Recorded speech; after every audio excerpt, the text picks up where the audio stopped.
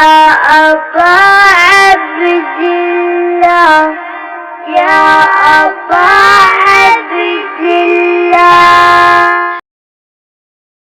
من الشیطان الرجیم بسم اللہ الرحمن الرحیم الحمد للہ الذی لا یبلغ مدحتہ القائلون ولا يحصي نقماءه العادون ولا يعدي حقه المجتهدون الذي ليس لصفته حد محدود ولا نعت موجود ولا وقت معدود ولا أجل ممدود فطر الخلائق بقدرته ونشر الرياح برحمته الصلاة والسلام على الرسول المسدد المصطفى العمجد المحمود الأحمد سيدنا ومولانا ومولى الكونين جد الحسن والحسين عاني أبو القاسم محمد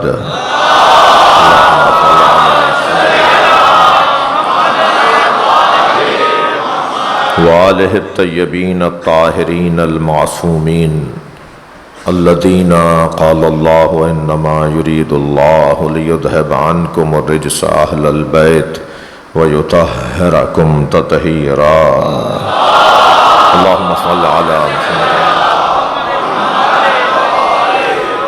ولعنة الله على أعدائهم أجمعين من يوم عداوتهم إلى قيام يوم الدين أما بعد قال الحكيم في قرآن الكريم بسم الله الرحمن الرحيم الذين يبلغون رسالات الله ويخشونه ولا يخشون أحدا إلا الله وكفى بالله حسيبا صلوات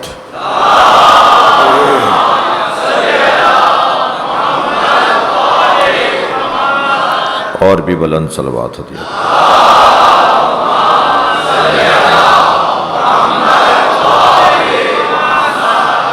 سورہ مبارکہ احزاب آیت نمبر 39 اللہ اپنے اس کلام میں ان کی عظمت کو بیان کر رہا ہے جنہیں ذمہ داریاں سونپی ہیں. میں آپ پر اعتبار کروں آپ مجھ پر اعتبار کریں یہ بھی بہرحال ایک معیار ہے مگر یہ کیسا کمال ہے کہ اللہ اعتبار کرے.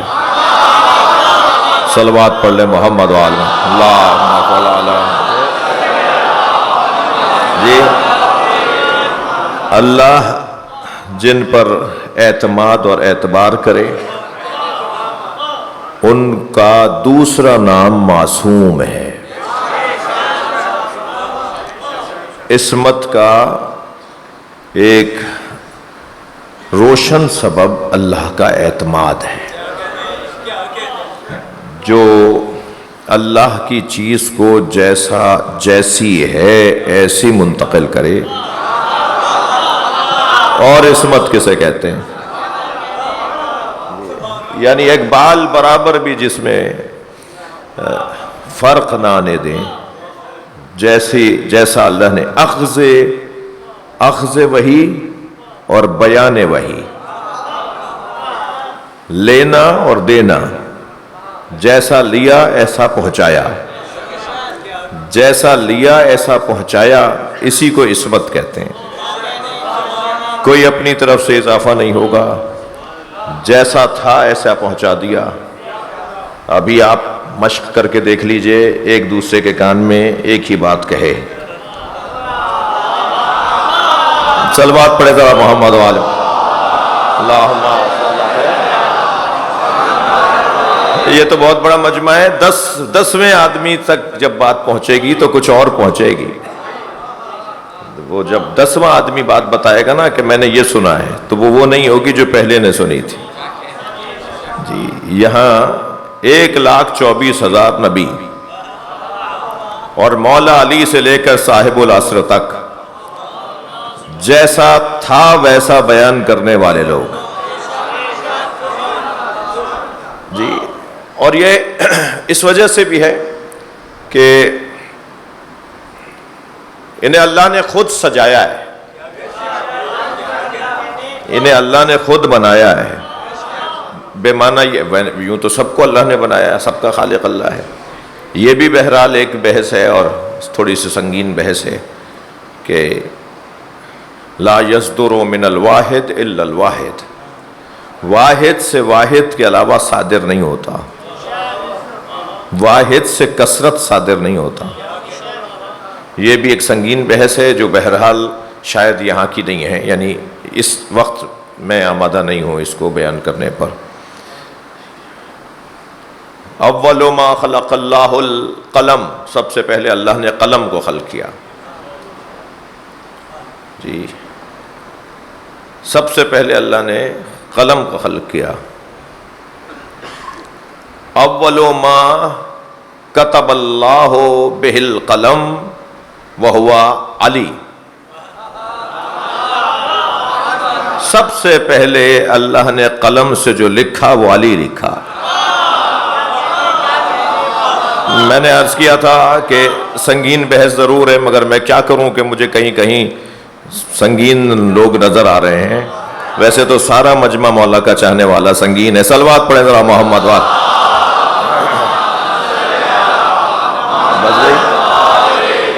اچھا،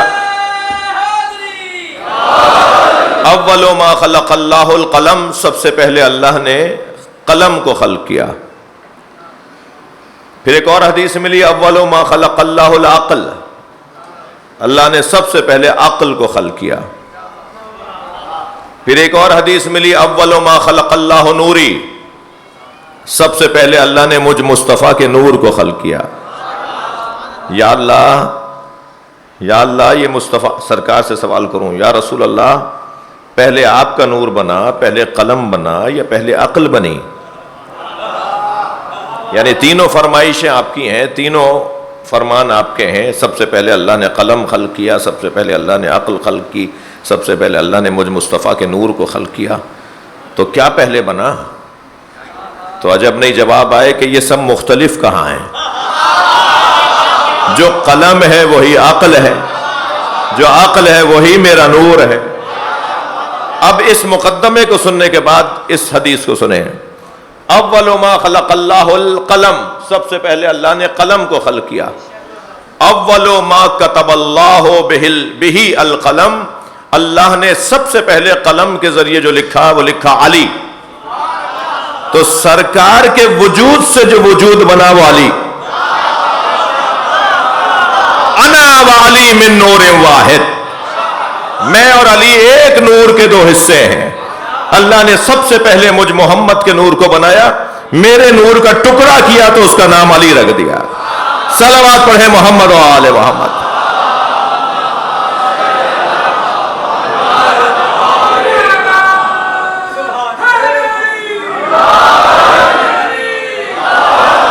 تو یہ جو الذین یبلغون رسالات اللہ، وہ گھرانہ، وہ قبیلہ، وہ لوگ، وہ ہستیاں جو اللہ کے پیغامات کو پہنچانے والے ہیں. وَيَخْشَوْنَهُ، اور صرف وہ اللہ سے خشیت رکھتے ہیں. وَلَا يَخْشَوْنَ أَحَدًا إِلَّا اللَّهُ، اور اللہ کے علاوہ کسی اور کی وہ خشیت نہیں رکھتے. وَكَفَى بِاللَّهِ حَسِيبًا، اور اللہ ہی حساب کرنے کے لیے کافی ہے. یہ آیت کریمہ اللہ کی رسالتیں، اللہ کے احکامات، اللہ کے پیغامات کو پہنچانے والا گھرانہ جو اللہ کے پیغامات کو پہنچاتا ہو. تو یہ خود دلیل ہے کہ اللہ کے پیغامات پہنچانے والوں، جنہیں خود اللہ کہے کہ وہ لوگ جو اللہ کے پیغامات کو پہنچانے والے ہیں، گویا تصدیق کر رہا ہے کہ کچھ لوگ ہیں جو اللہ کے پیغامات کو پہنچانے والے ہیں. اور پھر ان کی صفت بھی بتا رہا ہے کہ ان کی ایک صفت تو یہ ہے کہ وہ اللہ سے ڈرتے ہیں. خشیت کا مطلب میں نے ایک مجلس میں، شاید کل کی مجلس میں کہا کہ خشیت کا مطلب خوف نہیں ہے، خوف علیحدہ ہے، خشیت علیحدہ ہے. خشیت کا تعلق قلب سے ہے، دل سے ہے. جب دل مڑنے لگے، جب دل جھکنے لگے تو اسے خشیت کہا جاتا ہے. بدن جھکنے کو خضوع کہتے ہیں، قلب کے جھکنے کو خشوع کہتے ہیں. تو نماز میں خضوع بھی ہونا چاہیے اور خشوع بھی ہونا چاہیے. ان کی نماز ظاہری نماز ہے، جن کے ہاں خضوع تو ہے، خشوع نہیں ہے. ان کا بدن تو جھکتا ہے مگر دل نہیں جھکتا. جب بدن کے ساتھ دل بھی جھکنے لگے تو وہ خضوع اور خشوع دونوں ہیں.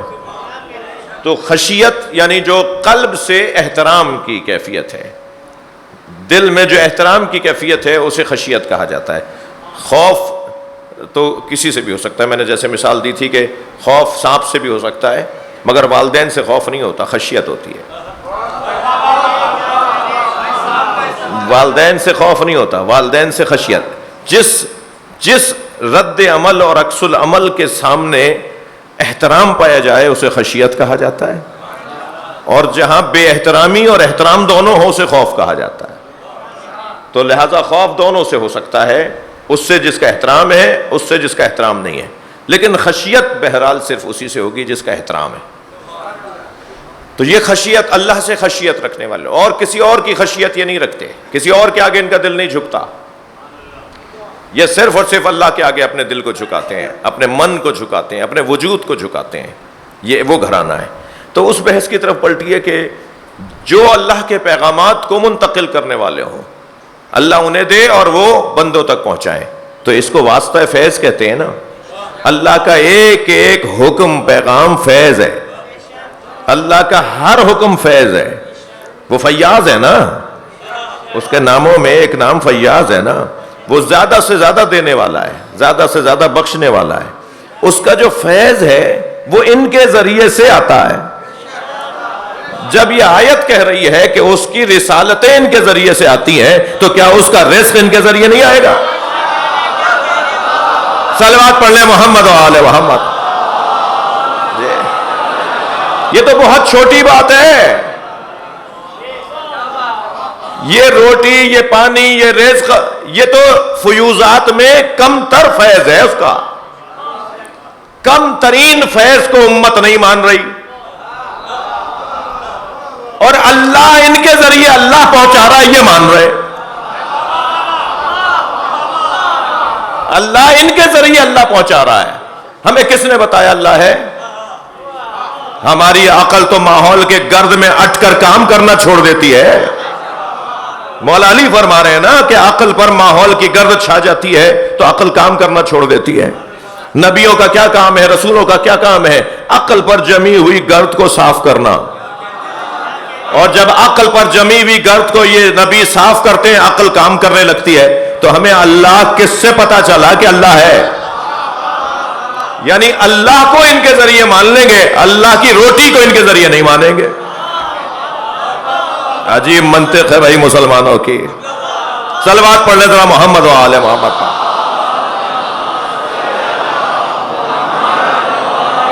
ایک اور بلند صلوات ہدیہ کرتے ہیں. اللہم صل علی محمد و آل محمد. دیکھیے اس کے پیغامات ان کے ذریعے سے آتے ہیں.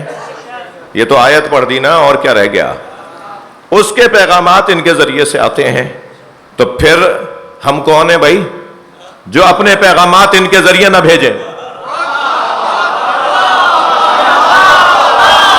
تھوڑی گردن ہلا دینا، بات جا رہی ہو تو. جب وہ اپنے پیغامات ان کے ذریعے بھیج رہا ہے تو پھر ہم کون ہیں جو اپنے پیغامات ان کے ذریعے نہ بھیجیں؟ اس کا پیغام ان کے ذریعے آئے اسے رسالت کہا جاتا ہے، اور ہمارا پیغام ان کے ذریعے جائے اسے توسل کہا جاتا ہے.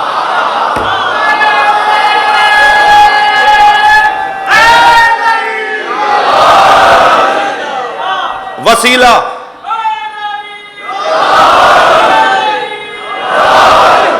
وسیلے کا مطلب کیا ہے؟ وسیلہ کسے کہتے ہیں؟ جو دو طرفوں سے وابستہ ہو. جی، جو دو طرفوں سے وابستہ ہو. تھوڑا سا بیلنس بگڑ رہا ہے، یہاں سے کچھ کم آواز آ رہی ہے، یہاں سے زیادہ آ رہی ہے، تو بیلنس برقرار رکھیے. ایک صلوات پڑھیں محمد و آل محمد. اللہم صل علی محمد و آل محمد. ہرگز انہیں کم کرنے کو نہیں کہہ رہا، مگر انہیں بولنے کو کہہ رہا ہوں. جی، وسیلہ کسے کہتے ہیں؟ وسیلہ دو طرفوں سے وابستہ، جو دو طرفوں سے جڑا ہوا ہو اسے وسیلہ کہتے ہیں. جو یہاں سے بھی جڑا ہو اور وہاں سے بھی جڑا ہو، وہاں کا پیغام یہاں پہنچائے اور یہاں کا پیغام وہاں پہنچائے. وہاں کا پیغام یہاں رسالت کہلاتا ہے اور یہاں کا پیغام وہاں دعا کہلاتا ہے. یہاں سے وہاں جب جائے گی تو دعا جائے گی جو ان کے ذریعے سے جائے گی. اگر میرے مولا سجاد نے اگر میرے مولا سجاد نے صحیفہ سجادیہ کی دعاؤں میں ہر چند جملوں کے بعد اللہم صلی علی محمد وآل محمد نہ پڑھا ہوتا تو یہ دعائیں بھی چرا لی جاتی.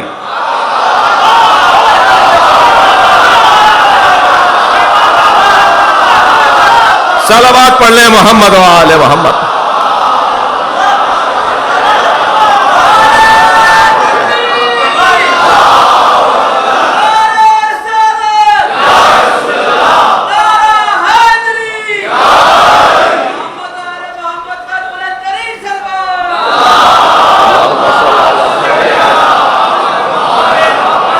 یہ کہتے یہ ان کی نہیں ان کی دعائیں، مگر معصوم نے وہی صلوات جو ابھی آپ نے پڑھی ہے.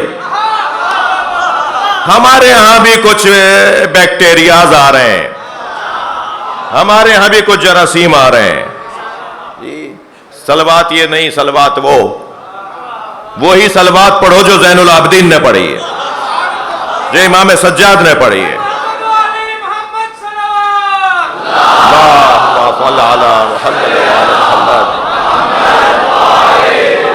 مجھے جہاز میں ایک فضائی سفر میں ایک مفتی صاحب ملے، کہنے لگے جی آپ کے یہاں صلوات تو مختصر پڑھی جاتی ہے، صلوات ابراہیمی ہے، درود تو درود ابراہیمی ہے، پورا درود پڑھیں. تو میں نے ان کو جو جواب دیا تھا وہ میں نے یہاں آپ کے سامنے بیان کیا ہے. میں نے کہا ہم تو نماز بھی ان سے ہٹ کے نہیں پڑھتے، جیسی ہمیں نبی اور علی نے نماز سکھائی ایسی ہی ہم نماز پڑھتے ہیں. یہ اللہ کا ذکر ہے اور مسنون ذکر ہے، ہم اپنی پسند سے بھی اس کا ذکر نہیں کر سکتے. جو ذکر انہوں نے بتایا ہے وہی ذکر کریں گے. تو جیسے انہوں نے صلوات پڑھی ایسے ہی پڑھیں گے. اب اگر نقن صاحب کا وہ کلپ آپ سب نے نہ سنا ہوتا تو میرا تو حال خراب کر دیتے میرے بعض شیعہ دوست. تو میں اسے دوہرا رہا ہوں. فصاحت و بلاغت کے مطابق توجہ چاہوں گا. اللہم صلی علی محمد وعلی آل محمد، یہ اللہ کا فاصلہ ڈالنا یہ نبی کو پسند نہیں ہے. اللہم صلی علی محمد وآل محمد، ٹھیک ہے. اللہم صلی علی محمد وعلی آل محمد، اللہم صلی علی وعلی آل. یہ دو دفعہ اللہ جو لے کر آ رہے ہیں تو یہ دو دفعہ اللہ لا کر محمد اور آل میں فاصلہ نبی کو پسند نہیں ہے. توجہ چاہوں گا عزیزان گرامی. لہذا کیا پڑھا جائے گا؟ اللہم صلی علی محمد وآل محمد. واو پر تجدید ہے.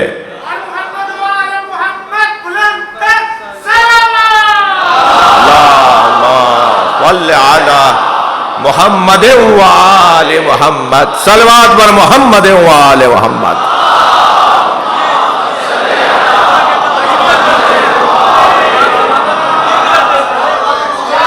کیا مجھے پریکٹس کروانی پڑے گی؟ الحمدللہ الحمدللہ بہت روشن ہے ہم اس مسئلے میں. ہمارا خیال، ہمارا عقیدہ بہت روشن ہے جی. ایک واو کا فاصلہ بھی نبی نہیں چاہتے. یہ تو تقاضا بشری تھا جو 5 نظر آئے، ورنہ یہ 5 کہاں ہیں؟ ہم فاطمہ، یہ سب فاطمہ ہیں. صلوات پڑھ لیں محمد و آل محمد پر.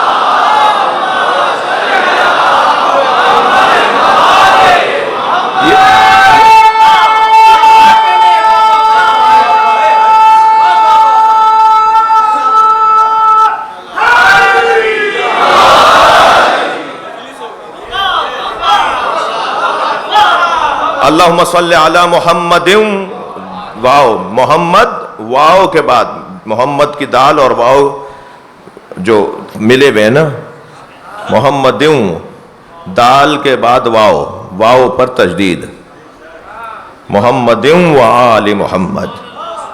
ٹھیک ہے، یعنی کوئی گیپ، کوئی فاصلہ نہیں. کہیں سانس توڑنا ہے تو کہیں اور توڑو.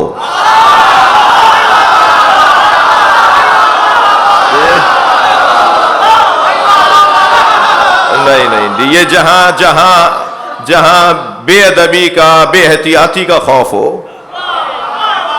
وہاں تو ویسے ہی ذرا سانس لمبا کر کے پڑھنا چاہیے، اہتمام سے پڑھنا ہوگا. تو فصاحت و بلاغت کے مطابق تو یہی ہے. اب یہ کہ بعض ممالک میں ہمارے ہاں صلوات کو نعرے کے طور پر لیا، فوجیوں نے اور سپاہیوں نے اور مسال دستوں نے. تو آپ تو ابھی مجلس میں بیٹھے ہیں، کسی میدان جنگ میں ہے کیا؟ تو اتنا تو مجھے پتا ہو نا کہ کہاں کیسے پڑھنی ہے. توجہ ہے؟ یعنی کیسا نہ ہو کہ ہمیں عادت ہی ہماری بن جائے. بہت احتیاط کی ضرورت ہے. جہاں جس مذہب میں ایک تجدید کے فرق سے فرق پڑ جاتا ہو، اس مذہب میں فرق نہیں پڑے گا کہ پہلے ہیں یا چوتھے ہیں. کیسے مان لیں بھائی؟ صلوات پڑھ لیں محمد و آل محمد پر.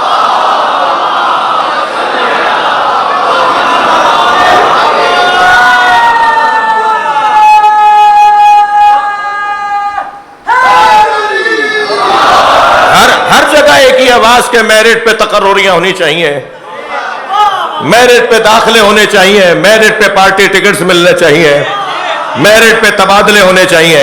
ہم بھی تو 1400 سال سے یہی کہہ رہے ہیں کہ نبی کے بعد میرٹ پہ ماننا چاہیے. صلوات پر محمد و آل محمد.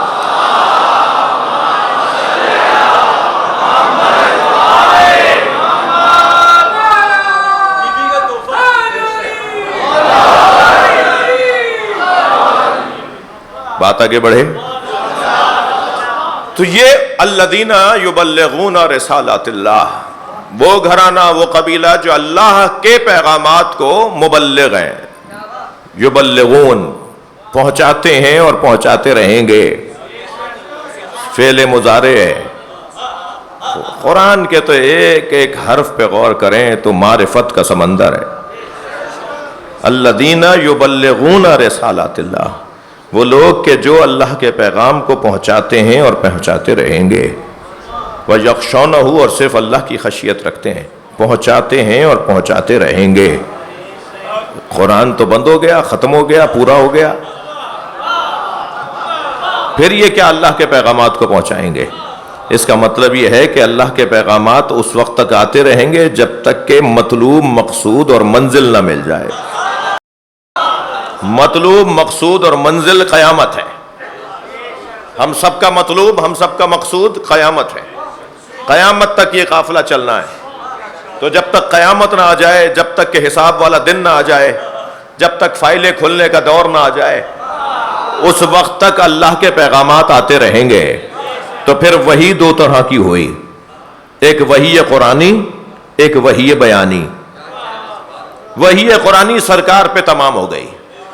سرکار کے بعد وحی قرآنی کا سلسلہ منقطع، مکمل. لیکن فرشتوں کے اترنے کا سلسلہ منقطع ہو گیا، یہ کسی اور کا عقیدہ ہوگا.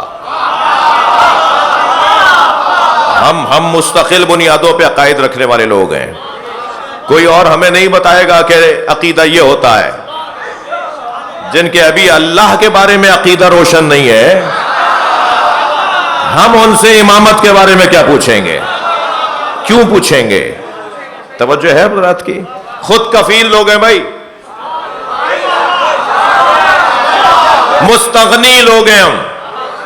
جی خبردار، انہیں اللہ نہ سمجھاؤ جن کے پاس نہج البلاغہ اور صحیفہ سجادیہ ہے.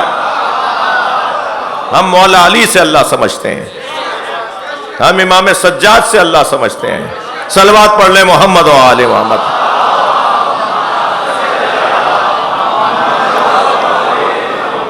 مسیب بھائی آگے آ جائیے. مولا کے ذاکر ہیں، مولا کے مدح خان ہیں، احترام ہے ان کا. ایک بلند صلوات اور عطیہ کریں.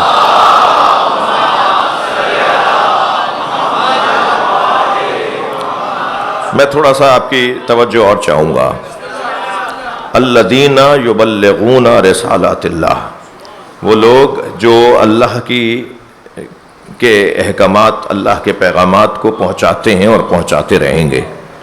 تو ہر زمانے میں اللہ کے پیغامات کو پہنچانے والا کوئی نہ کوئی ہے۔ فعل مضارع کی تو جو کیفیتیں ہیں نا، اس میں بڑا حسن پایا جاتا ہے۔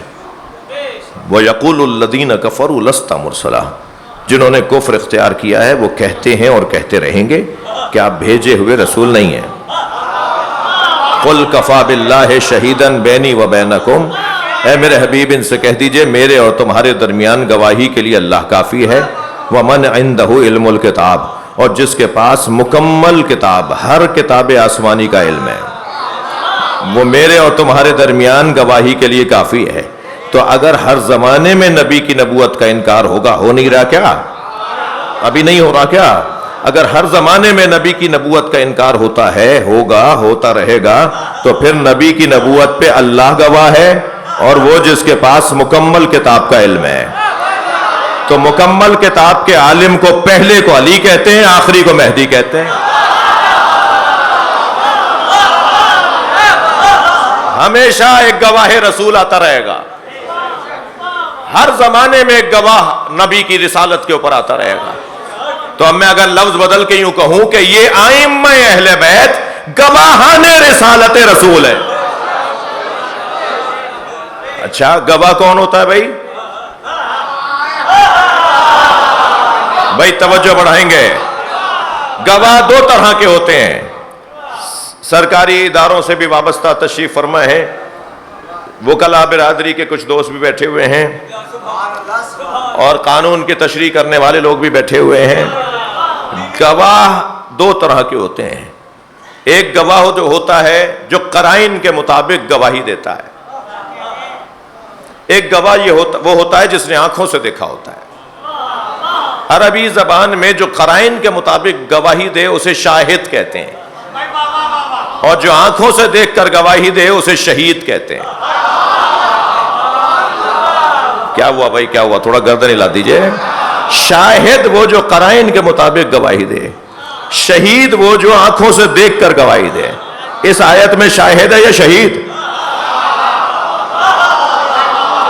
وَيَقُولُ الَّذِينَ كَفَرُوا لَسْتَ مُرْسَلًا قُلْ كَفَى بِاللَّهِ شَهِيدًا بَيْنِي وَبَيْنَكُمْ وَمَنْ عِنْدَهُ عِلْمُ الْكِتَابِ، میرے اور تمہارے درمیان گواہی کے لیے، شہادت کے لیے، گواہی کے لیے اللہ کافی ہے، اور وہ کہ جس کے پاس مکمل کتاب کا علم ہے۔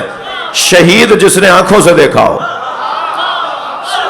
شہید جس نے آنکھوں سے دیکھا ہو۔ اب اللہ شہید ہے تو سمجھ میں آتا ہے، علی شہید ہے کیسے سمجھیں گے؟ اللہ شہید ہے اس لیے کہ رسالت دی ہے، دینے والے سے زیادہ اور کون گواہ ہوگا؟ بھائی میں نے دی ہے، اللہ کہہ رہا ہے میں نے دی ہے۔ اللہ شہید ہے اس لیے کہ اس نے رسالت دی ہے، علی شہید ہے اس لیے کہ رسالت دیتے ہوئے لیتے ہوئے دیکھا ہے۔ اب ذرا مولا نبی کا وہ جملہ سنیں کہ جب پہلی مرتبہ سرکار کے اوپر مولا نبی کا فرمان، حدیث، جملہ نہیں حدیث، قول، فرمان، کہ جب مولا نبی پر پہلی وحی نازل ہوئی تو مولا علی فرماتے ہیں کہ جب مولا نبی پر پہلی وحی نازل ہوئی، سمیت رنتن حین نزل الوحی، مولا علی فرما رہے ہیں میں نے ایک رونے کی آواز سنی جب نبی پر وحی نازل ہوئی، اور رویا بھی ایسے کہ جیسے کوئی بل بلا کے روئے، جیسے کوئی تکلیف میں ہو۔ تو میں نے پوچھا یا رسول اللہ، یا رسول اللہ، اے اللہ کے رسول، یہ ما ہذہ الرنہ، یہ رونے کی آواز کس کی ہے؟ فرمایا ھذا الشیطان۔ رسول اللہ نے فرمایا ھذا الشیطان، یہ شیطان کے رونے کی آواز ہے۔ جب مجھ پر وحی نازل ہوتی ہے تو شیطان تڑپ کے روتا ہے۔ یہاں تک تو بات ہو جاتی تو ہم بھی یہاں رک جاتے، مگر مولا نبی ایک مرتبہ آگے بڑھے۔ میرے مولا نبی نے مولا علی کے چہرے کو دیکھ کے مسکرانا شروع کیا اور فرمان لگے یا علی انت تسمع ما اسمع، جو میں سنتا ہوں وہ تم سنتے ہو۔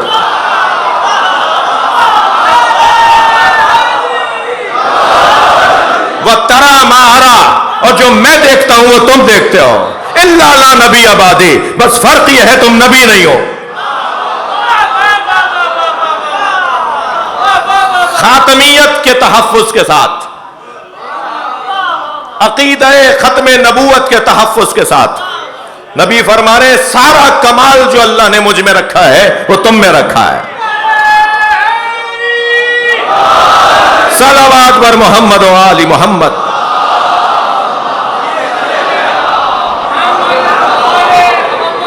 ہر زمانے میں اللہ کے پیغام پہنچانے والے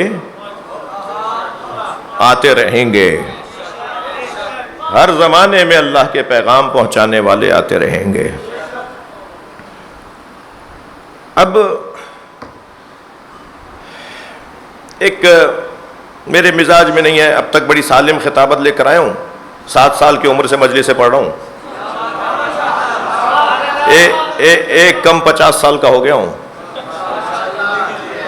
اپنے آپ کو بڑا سنبھالتا ہوا آیا ہوں یہاں۔ ہمارے بڑے بھی محتاط تھے، مجھے استاد بھی محتاط ملے، ٹھیک ہے جی، روزانہ کچھ نہ کچھ آپ سن رہے ہیں، مگر الحمدللہ اپنے آپ کو قابو میں رکھتا ہوں۔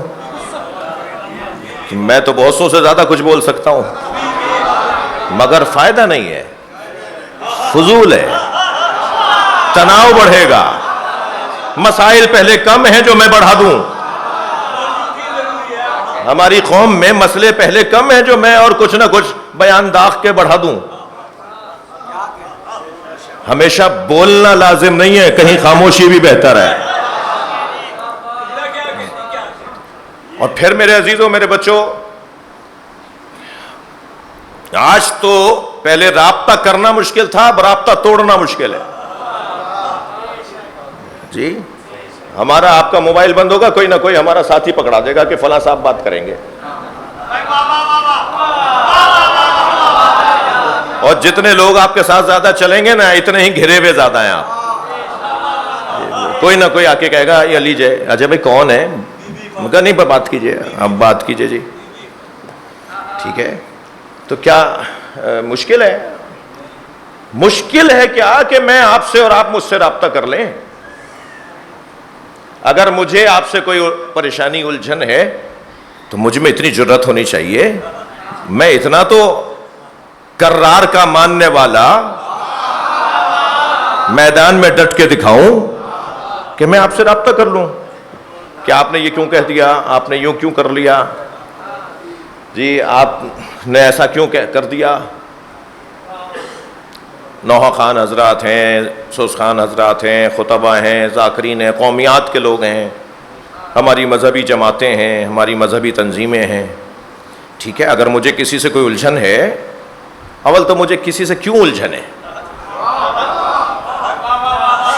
یہ جو ائمہ اہل بیت نے قاعدہ دیا ہے نا کہ اپنے آپ کو ٹھیک کر لو، سب ٹھیک ہو جائیں گے،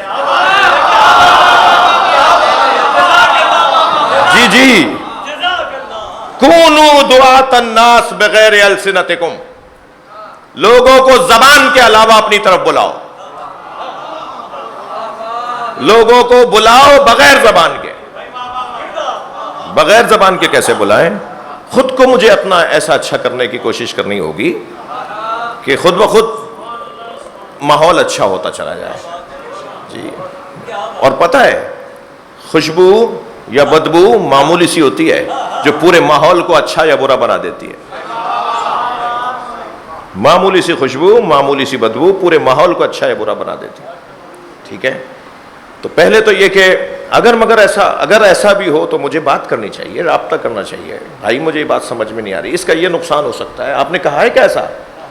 وہ آپ کا ایک کلپ مجھے ملا تو وہ کیونکہ پورا نہیں تھا، یقیناً آپ نے اس سے پہلے کچھ کہا ہوگا، اس کے بعد بھی کچھ کہا ہوگا، تو مجھے کیونکہ ایک آپ کا 4 منٹ کا 2 منٹ کا کلپ ملا ہے تو اس سے پہلے آپ نے کچھ فرما دیا تھا، اس کے بعد بھی آپ نے کچھ کہہ دیا تھا، اور اگر نہیں کہا تھا تو یہ اس کو ذرا میں ملنا چاہ رہا ہوں، آپ سے بات کرنا چاہ رہا ہوں، مجھے یہ طریقہ اپنانا چاہیے نا۔ پہلے ہی قوم کچھ کم مشکلات میں ہے جی، ہم اور مسئلے بڑھا دیں، ٹھیک ہے۔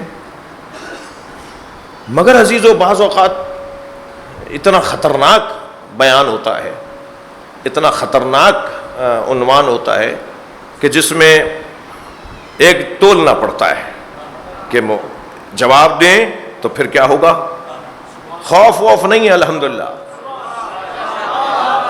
ہاں اگر خوف ہے تو قوم کے انتشار کا خوف ہے. وہ جو حضرت موسیٰ کے لیے ہے کہ جب آپ تشریف لے گئے اپنے شہر سے تو لفظ خائف کا لفظ آیا ہے کہ وہ خوف زدہ تھے. یا وہ جو حضرت موسیٰ دربار میں گئے ہیں اور وہاں حضرت موسیٰ کو متاثر کرنے کے لیے ان پہ اثر ڈالنے کے لیے رسیاں پھینکی گئیں اور وہ سانپ بن گئیں, اس وقت لفظ خوف آیا حضرت موسیٰ کے لیے. اور پھر حضرت موسیٰ نے اپنا عصا پھینکا جو اژدہا بن گیا. تو اس لفظ خوف کی ائمہ اہل بیت نے تشریح کی ہے. اللہ اکبر. اگر قرآن ہم نے اہل بیت سے سمجھا نا تو وہ معصوم کے لیے ایک بال برابر بھی ہمارے ذہنوں کو بھٹکنے نہیں دیں گے. جب ائمہ سے پوچھا گیا کہ اس خوف کا کیا مطلب ہے تو معصوم نے فرمایا کہ حضرت موسیٰ کو اپنا خوف نہیں تھا, امت کے بہکنے کا خوف تھا. اس خوف کا مطلب امت بہک جائے گی اگر میں نے یہ نہ کیا یا میں وہاں گیا اور یا میں ایسے گیا تو امت بہک جائے گی. توجہ ہے حضرت کی؟ اچھا آپ سب انتظار میں ہے کہ میں کہنا کیا چاہ رہا ہوں, مجھے پتا ہے. ایک صلوات پڑھیں ذرا محمد والا, اللہم صلی علی محمد والا. تو بعض اوقات تو اتنے خطرناک بیانات ہماری بعض شخصیات کی طرف سے آ رہے ہوتے ہیں کہ جواب دیں تو پھر تولنا پڑتا ہے جواب دینے کا نتیجہ کیا نکلے گا, جواب نہ دیں تو پھر تولنا پڑتا ہے کہ اس کا کیا نتیجہ نکلے. اس کے لیے میری تو سوچ ایسی ہے, آپ کو اختلاف ہو سکتا ہے, اور وہ یہ کہ ہمیں رابطہ کرنا چاہیے, ہمیں خط لکھنا چاہیے. ہمارے بزرگوں کی کیا روش تھی جی, بیانات, مجھے معاف کیجیے گا, بیانات داغنے کے بجائے میں خط لکھوں انہیں. اور ایسا میں کرتا ہوں, میں یہ تھوڑی اپنی رپورٹ دینے کے لیے یہاں بیٹھا ہوا ہوں, ٹھیک ہے. ہمارے بزرگوں کی کیا تھا, ایک سرگودا کے بزرگ عالم تھے, وہ جب کوئی بات کرتے تھے تو مولانا حشمت علی صاحب اللہ مقامہ المعرفت رسالہ حیدرآباد سے نکلتا تھا, مولانا محمد قاسم زیدی, مولانا سید سمر حسن زیدی, ہموں یاد ہوں گے یہ بزرگ علماء ان کو جواب دیتے تھے. حافظ کفایت صاحب, مولانا شبیل حسین محمدی, یہ شخصیات انہیں جواب دیتے تھے. مولانا محسن صاحب کا مرکز بھی انہی روشوں پہ چلنے والا پاکستان کا ممتاز ترین مرکز ہے, ٹھیک ہے. خط لکھیں نا, رابطہ کریں. لیکن جب ہم آج سوشل میڈیا پہ آسان کام ہے نا, جلدی میں بھی کچھ کہوں گا فوراً کلپ بنے گا پہنچ جائے گا. خط لکھنے میں تو محنت ہے نا, مشکلات ہیں نا, وقت لگے گا, 4 دفعہ کاٹوں گا پھر لکھوں گا جی, لکیروں کو کاٹ کاٹ کے سیدھا کروں گا. کام چاہیے, محنت چاہیے, پھر اس کے اندر مجھے دلیلیں دینی ہوں گی, پھر اس میں مجھے آیت لانی ہوگی, حدیث لانی ہوگی, پھر مجھے طریقہ کوئی علمی طریقہ اپنانا پڑے گا. تو میری گزارش تو یہ ہے کہ پہلے تو اس چیز کے اوپر خدا کے واسطے میں ہاتھ جوڑ کے اپنے منقبت خانوں سے بھی, نوحہ خانوں سے بھی, اور دھیمے سے کہہ رہا ہوں کیونکہ یہاں ذرا زیادہ مسئلہ ہے جہاں اب میں کہنے جاؤں, علماء و خطباء و ذاکرین سے بھی ہاتھ جوڑ کے گزارش کر رہا ہوں کہ ایک دوسرے کے خلاف بیانات نہ دیں.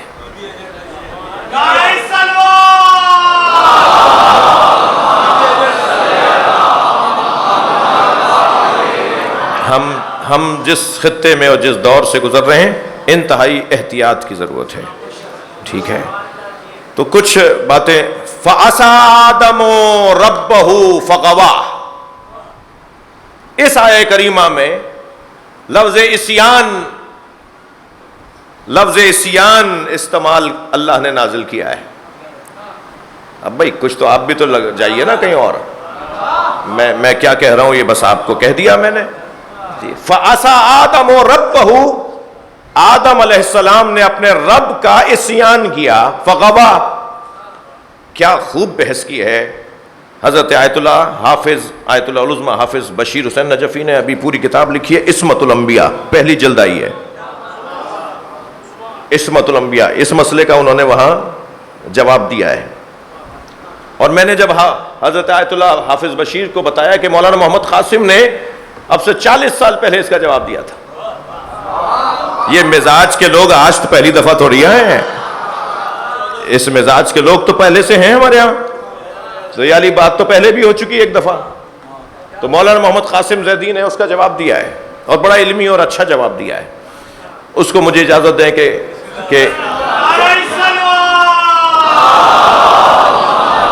میری مراد ہے کہ اجازت دیں کسی اور موقع پر میں اس کو بیان کروں. لیکن یہاں عصیان سے مراد گناہ نہیں ہے. عصیان سے مراد گناہ نہیں ہے. عدم عصیان سے مراد اتیان ما لا مطلوب، جو مطلوب نہیں ہے اس چیز کا اتیان، اس چیز کا لانا جو مطلوب نہیں ہے، وہ بھی عصیان میں آتا ہے، مگر وہ گناہ نہیں ہے. جی وہ گناہ نہیں ہے. میں تو اس زینے پہ بھی بیٹھ سکتا تھا یا نہیں؟ میں یہاں بیٹھ گیا جی، ایک صاحب یہاں بیٹھ گئے، میرے پہلے آنے والے یا میرے بعد آنے والے، میں یہاں بیٹھ گیا، تو کون سا اس میں انہوں نے یا میں نے گناہ کیا ہے؟ جی بھائی مولانا ایک زینہ اور اوپر بیٹھ جاتے تو وہ جو دور صاحب بیٹھے ہیں انہیں آپ پوری طرح نظر آتے ہیں، بس یہی ہوتا نا. گناہ ہے کہ اگر ایسا نہیں کیا میں نے. یہ جو اور بہتر کا اتیان اور بہتر کی ادائیگی کو اگر ترک کر دیا جائے تو اسے بھی عربی میں عصیان کہتے ہیں. صلوات پڑھ لیں ذرا محمد و آل محمد.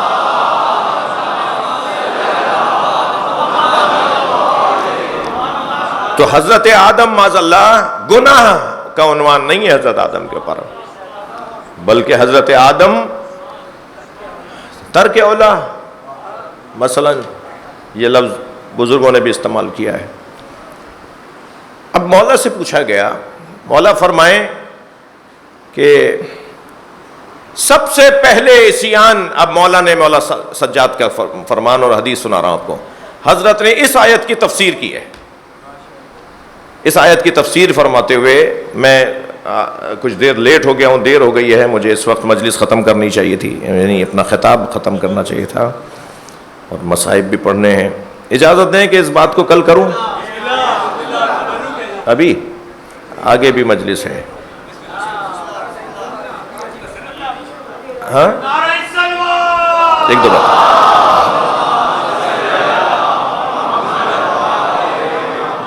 مشکل ہے.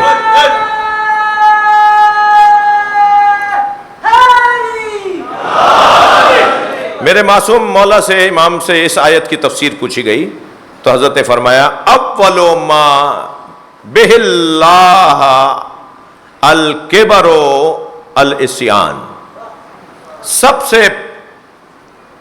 سے پہلا عصیان جو اللہ کی بارگاہ میں کیا گیا وہ تکبر تھا. عصیان کے بارے میں مولا سے اس آیت کے بارے میں پوچھا جا رہا ہے. سب سے پہلا اللہ کے بارگاہ میں جو عصیان کیا گیا وہ تکبر تھا. وَهُوَ ابلیس، وہ شیطان تھا جس نے تکبر کیا. خلقتنی من نار وخلقتہ من طین، تو نے اسے مٹی سے بنایا ہے اور مجھے آگ سے بنایا ہے، اور آگ مٹی سے افضل ہے. یہ تکبر ہے. غلط استدلال بھی کر رہا ہے اور تکبر کر رہا ہے. تمہیں کس نے، شیطان سے پوچھ رہا ہوں، تجھے کس نے بتایا ہے کہ آگ مٹی سے افضل ہے؟ میں امام سجاد کی تفسیر بیان کر رہا ہوں. تجھے کس نے بتایا ہے کہ آگ مٹی سے افضل ہے؟ آگ کو تو جو چیز دی جائے وہ واپس ہی نہیں لوٹاتی، اور مٹی کو دی جائے تو ایک دیں تو 10 لوٹاتی ہے. جو امانت دار ہو وہ افضل ہے یا خیانت کار افضل ہے؟ صلوات پڑھ لیں محمد و آل محمد پر.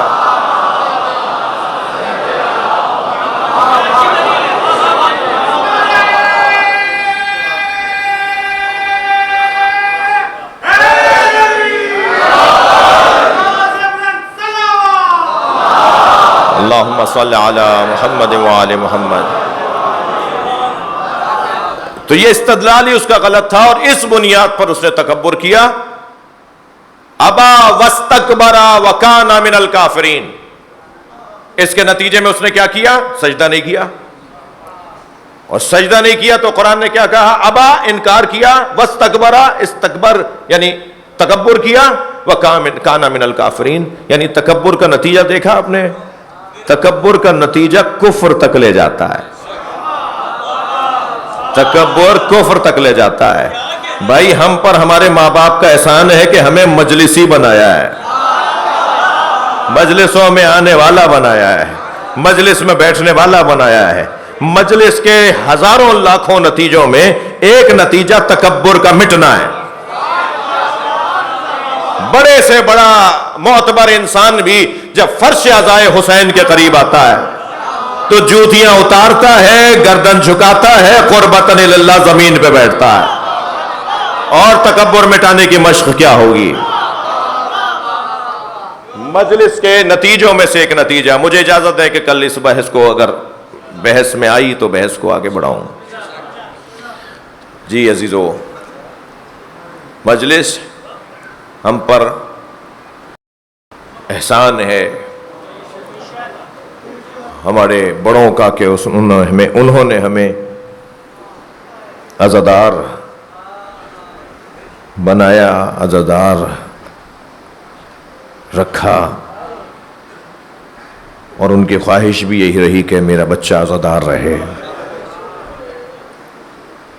چھوڑ دیجئے ان لوگوں کو، وَذَرُوا الَّذِينَ يُلْحِدُونَ فِي أَسْمَائِهِ، چھوڑ دیجئے ان لوگوں کو جو اللہ کے کاموں میں، اللہ کے ناموں میں الہاد سے کام لیتے ہیں، جو انکار کرتے ہیں، نہیں مانتے، چھوڑ دیجئے انہیں۔ سَيُجْزَوْنَ مَا كَانُوا يَعْمَلُونَ، بہت جلد انہیں پتہ چلے گا، بہت جلد۔ اللہ نے کہا ہے یہاں آنکھ بند ہوئی وہاں پتہ چلے گا حسین کیا ہے۔ کتنی جلدی ہے؟ اللہ نے کہا ہے سَيُجْزَوْنَ مَا كَانُوا يَعْمَلُونَ، بہت جلد انہیں پتہ چلے گا کہ کیا کیا ہے انہوں نے۔ اور بہت جلد آنکھ بند ہوئی، اور کب ہو جائے گی آنکھ بند کسی کو کچھ نہیں پتا، تو اس سے زیادہ جلدی کیا ہوگا؟ اس سے زیادہ جلدی اور کیا ہے؟ آنے والی چیزوں میں مستقبل، جب معصوم سے پوچھا گیا نا کہ سب سے قریب مستقبل کیا ہے، حضرت فرمایا موت، جو بس کسی بھی لمحے آ سکتی ہے مستقبل مگر قریب ترین ہے آئندہ کی چیز مگر قریب ترین ہے۔ یہاں آنکھیں بند ہوں گی وہاں معلوم ہو جائے گا کہ، بلکہ یوں کہوں کہ یہاں آنکھیں بند ہوں گی وہاں آنکھیں کھل جائیں گی۔ جیسی آنکھیں بند ہوں گی ایسے آنکھیں کھل جائیں گی، اور پھر دیکھے گا انسان کے ان چیزوں کا نتیجہ کیا ہے۔ جن کے ساتھ ہونے کا اللہ نے حکم دیا ہے نا، کونوا مع الصادقین، انہوں نے ہی کہا ہے کہ جب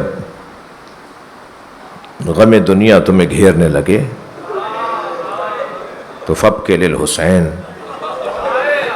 یبن شبیب، ہمارے جد حسین پہ رو لیا کرو۔ پھر فرمایا کہ کتنے دن ہو گئے تمہیں ہمارے جد حسین کو یاد کیے ہوئے؟ تو کہا مولا 1 ہفتہ پہلے ذکر مجلس حسین میں شریک تھا۔ حضرت فرمایا ہاں، مومن کی علامتوں میں سے ایک علامت ہے کہ وہ سال میں 1 مرتبہ، پھر اور اچھا مومن ہو جائے تو مہینے میں 1 دفعہ، پھر فرمایا اور اچھا مومن ہو جائے تو ہفتے میں 1 مرتبہ، اور اچھا ہمارا چاہنے والا ہو تو روزانہ ہمارے جد کو یاد کرے۔ یعنی اہل بیت چاہتے ہیں کہ کوئی دن ہمارا ایسا نہ گزرے جس دن امام حسین کی یاد نہ آئی ہو۔ ہر دن حسین کو یاد کرو، اجرکم علی اللہ۔ کیا غربت ہے امام حسین کی کہ ایک دن نبی مکرم نے فرمایا جس نے میرے حسین پر 10 لوگوں کو رلایا میں محشر میں اس کی حمایت کروں گا۔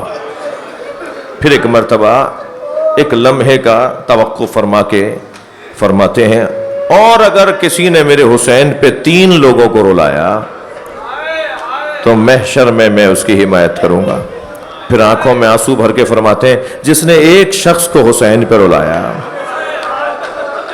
یعنی ہم ذاکرین کے لیے، ہم نوحہ خانوں، منقبت خانوں، نوحہ خانوں اور افسوس خانوں کے لیے کہ اگر کوئی بھی نہیں آیا، ایک بندہ بیٹھا ہے نا، تو رسول اللہ نے تو ایک بندہ جو تمہیں سن رہا ہے اس تک امام حسین کی مظلومیت پہنچا دو، تو ایسے ہی ہے جیسے تم بہت بڑے مجمع میں حسین کی مظلومیت پہنچا رہے ہو. بڑا مقام ہے مولا حسین کے ذاکروں کا، بڑا مقام ہے. آیت اللہ شہید مرتضیٰ مطہری نے کسی کی دل آزاری پر 3 سال تک مجلسیں نہیں پڑھی، مجلسیں پڑھنا چھوڑ دیں. کسی سامع نے کچھ کہہ دیا، کچھ ایسی بات ہوئی، انہوں نے مجلسیں پڑھنا چھوڑ دیں. آیت اللہ برجردی کی مرجعیت کا دور، ان کی خدمت میں جانا ہوا تو وہ بیٹھتے کے ساتھ ہی وہ کہتے ہیں جیسے ہی میں بیٹھا تو مجھے فوراً آیت اللہ برجردی نے کہا کہ اگر 40 سال کے میرے درسوں کو مجھ سے لے لیا جائے اور ایک دفعہ مجلس کا پڑھنے کا ثواب،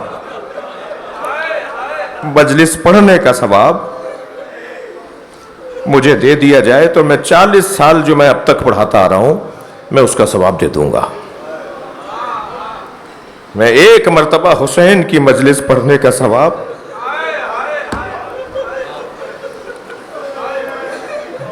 وہ کہتے ہیں پھر اس کے بعد میں نے طے کیا کہ میں اب مجلسیں ترک نہیں کروں گا.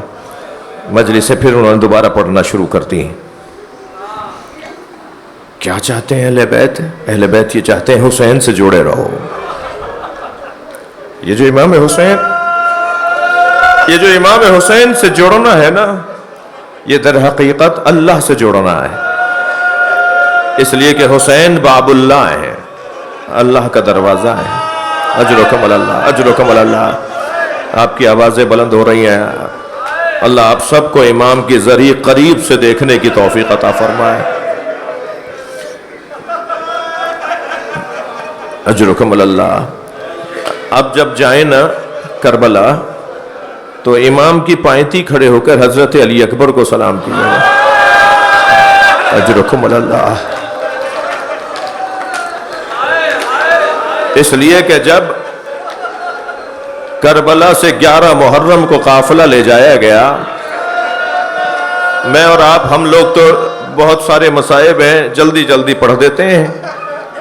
حرم امام حسین میں ایک خطیب مجلس عزا ذکر مصائب بیان کر رہا تھا تو آیت اللہ شیرازی صاحب فتوی تحریم تمباکو انہوں نے آواز دے کر کہا آہستہ آہستہ پڑھو، ہمیں رونے تو دو.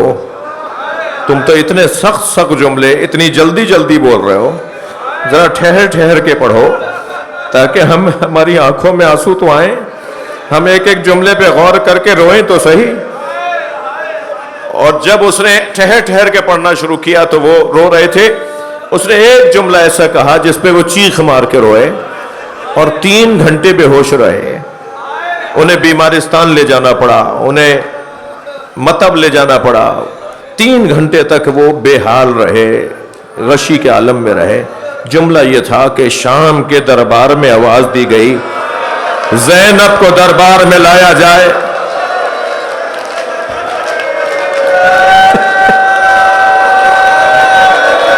اجرکم اللہ، اجرکم اللہ. اللہ آپ کو کوئی غم نہ دے سوائے غم اہل بیت میں، ہمیں رونے اور رلانے والوں میں قرار دے. 12 محرم کو امام سجاد اعجاز امامت سے آئے ہیں اپنے بابا کے لاشے کو دفنانے کے لیے. اس لیے کہ معصوم کو معصوم کے علاوہ، امام کو امام کے علاوہ، معصوم کو معصوم کے علاوہ کوئی اور غسل و کفن دے کے نہیں دفنا سکتا. جیسے امام رضا کو امام تقی آئے معجزے سے، جب امام رضا سے پوچھا تھا کہ مولا آپ فرمانے لگے ایسے ہوگا پھر مجھے میرا بچہ، تو فرمایا کہ وہ تو مدینے میں ہے. کہا نہیں، اعجاز امامت سے وہ آئے گا. کیا تمہیں یاد نہیں ہے کہ میرے جد حسین کو کربلا میں دفنانے کے لیے میرے جد زین العابدین آئے تھے، جبکہ امام زین العابدین تو اسیر لے جائے گئے تھے کوفے میں. کوفے کے بازار میں، کوفے کے رستے میں سب دیکھ رہے ہیں کہ امام زین العابدین موجود ہیں، جبکہ امام زین العابدین وہاں نہیں تھے. امام کربلا آ گئے تھے. اور جب کربلا امام کی سواری آتی نظر آئی تو بنی اسد کے ایک قبیلے کے لوگ پہلے ہی تیاری کر چکے تھے کہ حسین کو دفنایا جائے. حسین مولا نے بھی کیا اہتمام کیا ہے، جن سے زمین خریدی انہی کو واپس دے دی. اور ان سے شرط یہ لگائی کہ میرا جنازہ دفنا دینا، اور دیکھو یہاں حل نہ چلانا۔ شاید اس کی علت تو یہ تھی کہ اگر یہاں حل چلے گا تو کسی شہید کا کوئی عضو بدن باہر نہ آ جائے، یہاں حل نہ چلانا۔ اور تیسری شرط یہ لگائی کہ میری قبر پر میرے زوار آئیں گے تو ان کا خیال رکھنا، انہیں مہمان رکھنا۔ آپ جاتے ہیں نا کربلا، عراقی آپ کو پکڑ پکڑ کے گھر لے جاتے ہیں، ہمارے یہاں کھجور کھا لو، ہمارے یہاں پانی پی لو۔ یہ اس زمین پہ رہنے کی حلالیت لے رہے ہوتے ہیں، اس کا جواز ان کی نسلیں فراہم کر رہی ہوتی ہیں کہ حسین نے، مولا نے کہا تھا کہ میرے زواروں کا خیال رکھو گے۔ اب یہ بنی اسد کے لوگ کدال بیلچے لے کر چلے ہیں کہ سامنے سے گھوڑ سوار آتا نظر آیا تو آپس میں آوازیں دینے لگے کہ واپس چلو، ذرا اپنے آپ کو بچاؤ، یہ کوئی حکومت کا کارندہ نہ ہو۔ تو دور سے امام سجاد نے آواز دی، میں زین العابدین ہوں، مجھے تمہاری مدد کی ضرورت ہے۔ مدد صرف یہی نہیں تھی کہ قبریں بنائیں گے، مدد یہ بھی تو تھی کہ روایت بنے گی، حدیث بنے گی، روایت بنے گی، آج بیان ہوگی۔ یہ مدد بھی تو چاہیے تھی کہ راوی بن جائیں کہ یہ واقعہ کیسے ہوا۔ فرمایا مجھے تمہاری مدد کی ضرورت ہے۔ امام قریب آئے، ان سب نے امام کو گلے سے لگا کے پرسا دیا۔ امام نے فرمایا ایک بڑی قبر بناؤ، اجرکم اللہ، اجرکم اللہ، ایک بڑی قبر بناؤ۔ بڑی قبر میں تمام شہدائے کربلا کو دفنایا، جسے گنج شہیدہ کہتے ہیں، اجرکم اللہ۔ گنج شہیدہ میں جہاں آج آپ جاتے ہیں بڑی قبر ہے۔ پھر فرمایا اب میرے ساتھ نہر کے کنارے چلو، اجرکم اللہ، اجرکم اللہ۔ جو جہاں بیٹھا ہے پرسا دے گا، تکلف کر کے نہیں روئیں گے، اللہ آپ کو اس کے علاوہ کوئی غم نہ دے، غم حسین کے علاوہ کوئی غم نہ ہو۔ نہر کے کنارے گئے تو وہاں جا کر کیا دیکھا کہ حضرت عباس کا لاشا ہے۔ اب امام سجاد لاشا اٹھانا چاہتے ہیں تو لاشا ڈھلک جاتا ہے، لاشا ڈھلک جاتا ہے۔ اللہ آپ کو جناب عباس کی اصلی قبر تک لے جائے۔ جتنی بڑی قبر جناب سکینہ کی ہے نا، اتنی ہی قبر جناب عباس کی ہے، اصلی قبر۔ سوال یہ ہے جو قوی ہیکل تھا، جو دراز قد تھا، اس کی قبر چھوٹی کیسے ہے؟ اس لیے کہ حضرت عباس کو جب امام حسین لاشا چھوڑ کر آئے، وصیت فرمائی نا مولا میرا لاشا نہ لے جائیے گا، امام لاشا چھوڑ کر آئے تو دشمن یہ سمجھا کہ عباس زندہ ہیں۔ تو مقتل یہ کہتا ہے کہ 10 تلوار بردار ظالم آئے اور حضرت عباس کے بدن مبارک پر تلواریں چلائیں، جوڑ جوڑ علیحدہ۔ لاشا اجرکم اللہ، اجرکم اللہ، لاشا اٹھاتے ہیں تو لاشا ڈھلک جاتا ہے۔ ایک چٹائی میں لاشا لپیٹ کر دفنایا اور آواز دی، چچا آپ کو کربلا مبارک ہو۔ کوفے کے بازار میں پھوپھی زینب آپ کو آوازیں دے رہی ہیں، کہاں ہے میرے پردے کا محافظ عباس؟ اجرکم اللہ۔ پھر آئے ہیں نشیب کربلا میں، پھر آئے ہیں نشیب کربلا میں جہاں امام حسین کا لاشا ہے۔ فرمایا 2 قبریں بناؤ، ایک پائنتی کی طرف، ایک سرہانے کی طرف۔ پائنتی لٹایا حضرت علی اکبر کو اور ایک جملہ کہتے ہوئے لٹایا، بھیا تمہیں بابا کا جوار مبارک۔ اور پھر بابا کا لاشا سرہانے کی طرف لٹایا اور قبر کو خاک سے یکسان کیا اور پھر انگشت شہادت سے لکھا، جابر کو آنا ہے نا کچھ دن بعد، جابر ابن عبداللہ انصاری کو آنا ہے نا کچھ دن کے بعد۔ سب سے پہلا زائر قبر بننے کے بعد حضرت جابر ابن عبداللہ الانصاری جب آئے نا کربلا میں، آنکھوں کا نور نہیں تھا تو اپنے غلام عطیہ سے کہا، عطیہ جہاں سے کربلا کی حدیں شروع ہوں مجھے سواری سے اتار دے۔ عطیہ نے ناقے سے اتار دیا تو بڑھنے لگے اس طرف جہاں قبر امام حسین ہے۔ کسی کو نہیں پتا قبر کون سی ہے امام کی، قبریں تو ہیں مگر کون سی ہے، مگر جابر اسی طرف جانے لگے اور جا کر امام حسین کی قبر پہ خود کو گرا دیا۔ کچھ دیر تک روتے رہے تو ایک مرتبہ چونک کر اٹھے اور عطیہ کو آواز دینے لگے، مجھے دور لے جاؤ، مجھے یہاں سے دور لے جاؤ۔ عطیہ دور لے گیا تو پھر جب دور چلے گئے تو کہنے لگے اب اس طرف دیکھو کوئی آتا نظر آ رہا ہے؟ تو عطیہ نے کہا مولا وہاں سے کالے علم آتے نظر آ رہے ہیں. تو کہنے لگے عطیہ خبردار اس طرف نہ دیکھنا، اس سواری میں حسین کی بہن زینب ہے، وہ قافلہ نبی زادیوں کا قافلہ ہے. ایسا لگتا ہے جیسے قبر حسین سے حسین کی آواز آئی ہو، جابر میری قبر سے دور چلے جاؤ، میری بچھڑی بہن ملنے آ رہے. اجر و کمل اللہ. مجلس ہو گئی عزادارو.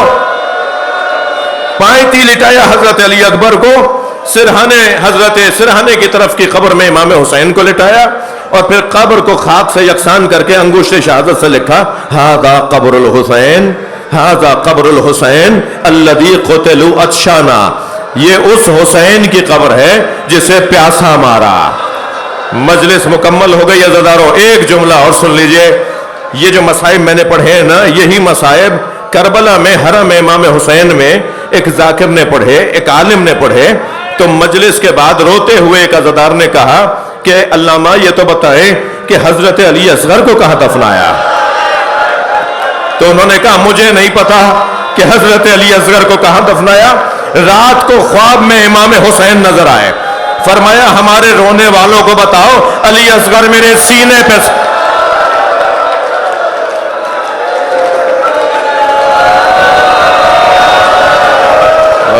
لعنت اللہ علی القوم الظالمین. یا حسین